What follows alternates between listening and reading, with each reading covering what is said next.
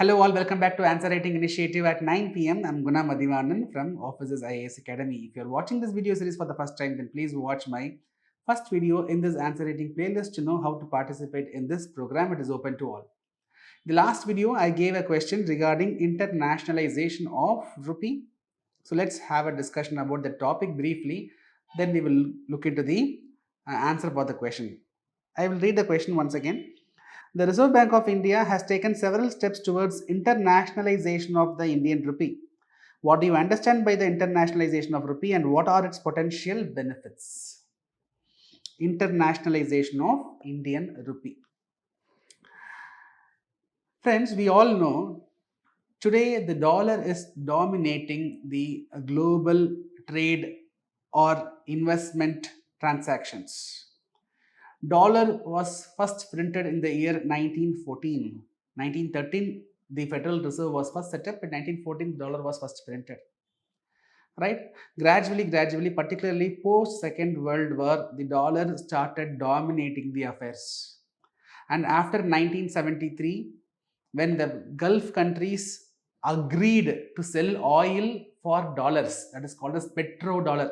That is called as petrodollar concept, where particularly Saudi Arabia, they agreed to sell oil in return for dollars. That took dollar to next level, and today it is dominating the international markets, cross-border transactions. So today what happens, because of the dollar influence, when the Federal Reserve, when America's Federal Reserve, when they change their monetary policy, that has an impact all over the world.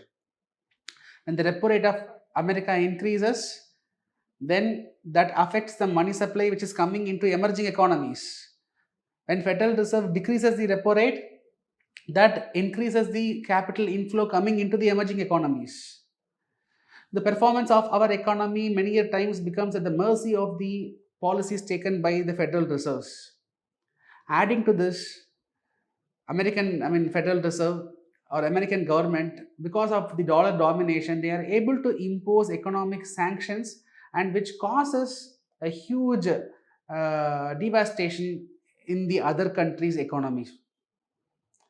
See, for example, sanctions on Iran, for example, sanctions on North Korea, Russia, it has an impact on their economy. Russia can survive, but think about Iran, North Korea, etc.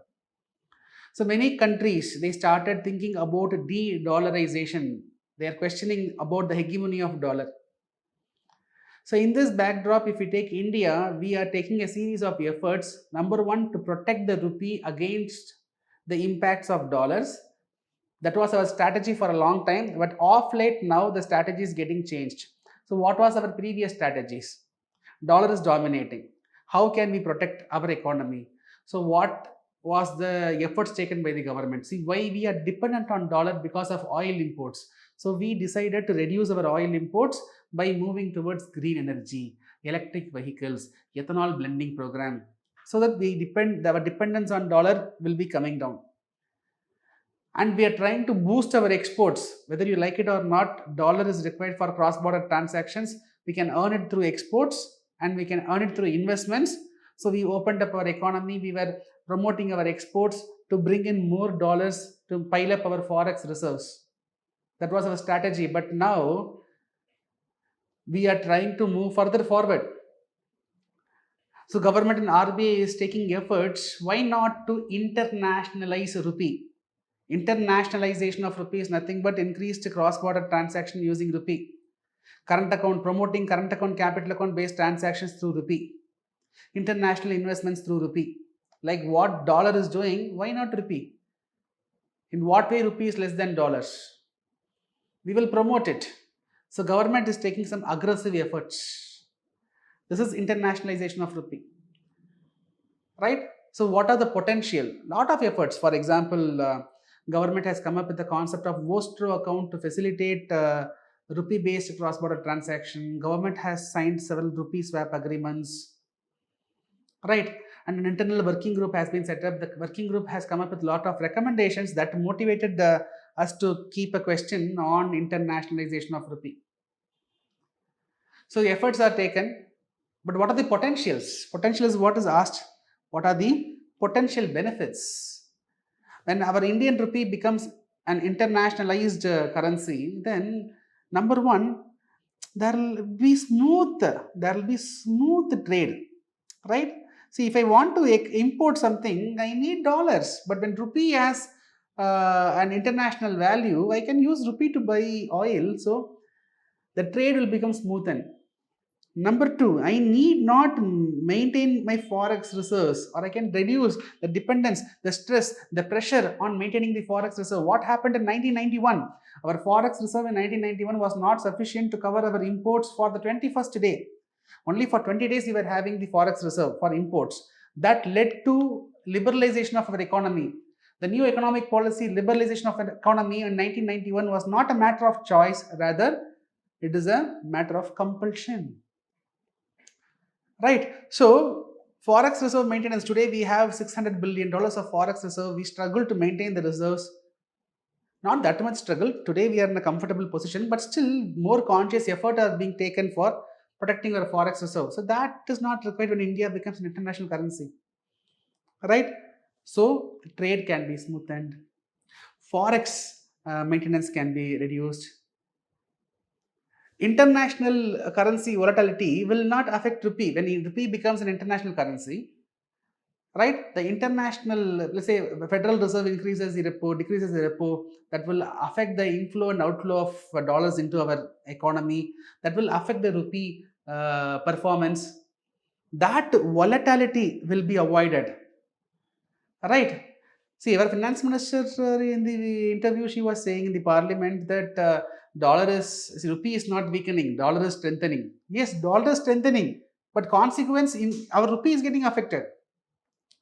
So that will not happen when rupee becomes an internationalized currency. It will bring in more investments. It will bring in more investments. More investments will stimulate more growth. Right? Our position in the international arena is going to improve. The global trade and the global economical position, India's stature is going to improve. Right. So all these are potential benefits, but however, it's not going to be easy. It is going to be challenging. In next day, tomorrow, we cannot achieve this. A lot of groundwork has to be done. We have to protect our situation, and slightly, and we have to climb. We have to improve our export first. We have to see efforts is being taken, but we have to convince other countries to accept rupee as an international currency. Our rupee should be stable. People's trust over our rupee should increase. We have a lot of challenges. Government has started taking these steps. All right. So the challenges has to be addressed. The steps has to be furthered, and one day it is not a distant dream. Soon we will believe that our rupee becomes truly international. Right. I hope you got some clarity on this question and the topic as well. So I have given an intro. I have given the points, conclusion. I have given. So yes, this ambition is a significant step. Achieving that self-reliance is very, very important, but we have challenges that has to be addressed. So proper planning, effective implementation is very important to unlock the potential benefits. Okay. So slightly technical question, but however, students have answered well. But I have a question for you all. I know that you are using internet, artificial intelligence, support to for understanding a topic you can do. Even I used to do. For understanding a topic, I used to take help from various sources. But many answers I see, you end up copying down the same conclusion, same introduction, right? That you can avoid. Let it be little original. For understanding, use all these tools, but you give a original answer, right? Om Sneha, your answer is neat. Introduction is fine. Nothing to complaint here. See, even yesterday your answer was good, but still, when compared to others, there was just a few points you were losing out. So I didn't select your answer yesterday. Now it's good benefits you have given in simple terms. You have given, right, reducing dependencies, enhances sovereignty, economic sovereignty, ease of doing business, reduced issues in the transactions, export. See here, this point I have a doubt. How export will become more competitive? How exports will become more competitive? Right? When rupee becomes international, then volatility will not be there. right? Volatility will not be there, but how can you say it will become more competitive? Maybe rupee can appreciate also. So this point is not fine. Rest, capital inflow will increase, position in geopolitics will improve, right? Conclusion is fine. But however, in conclusion also you have said we have to allow full convertibility in capital account. Immediately, if we allow full capital account convertibility, then we will have BOP crisis. Okay, other than these two, remaining is fine. Okay, Raghav. So introduction is neat. Again, your answer is neat. Benefits economic sovereignty, right? Reducing the vulnerability, external economic fluctuations, foreign investments will improve, trade will become more competitive, the transaction cost will reduce, access to capital market, financial market development, right? Yes, it is strategic, it has more challenges, so we have to implement properly. Your answer is neat. So, Roth, your introduction is fine. Internationalization of rupee refers to what you have written. Steps taken, you have given 3 steps. Great. I try to write in unruled paper. Okay. So benefits, it will mitigate the exchange rate risk, integration of local Indian market with global market, currency volatility will be reduced, exports, again exports become more competitive. Okay, but again the point which I have said to Om Sneha will apply here as well. There are ways, but still reducing need for forex reserve. Yes, geopolitical influence. See here you have mentioned about something called as some trilemma. I'm not able to understand what you have written here. So I think JRIFFERS or TRIFF. I'm not able to understand. I'm not able to understand what is the trilemma you are trying to say. But from your conclusion, when I read, I'm able to understand that when you make your currency more international, then that also has some repercussions. In 1970, what happened to USA? So USA started printing huge amount of currencies. USA economy was about to cripple because every country, see, huge amount of dollars were flowing outside the America, and that was having an impact on dollar reserves, dollar value. That, whether are you trying to explain that part here? I'm not able to understand. Remaining is fine. Remaining is fine. Right. So Om Sneha, you have also mentioned about the competitiveness of export. Even Rawat has explained about the competitiveness of the export. Competitiveness will improve, but still, rupee can even appreciate. Okay, so that is the one point which I wanted to say. Then, what is the question for today? So, addressing the low female labor force participation rate in India necessitates measures to address both structural and functional barriers. Discuss. The question is about labor force participation rate, particularly female LFPR. Right? Understand the demand and give appropriate answer. I will see you in next video. I hope the initiative is adding more value to your preparation.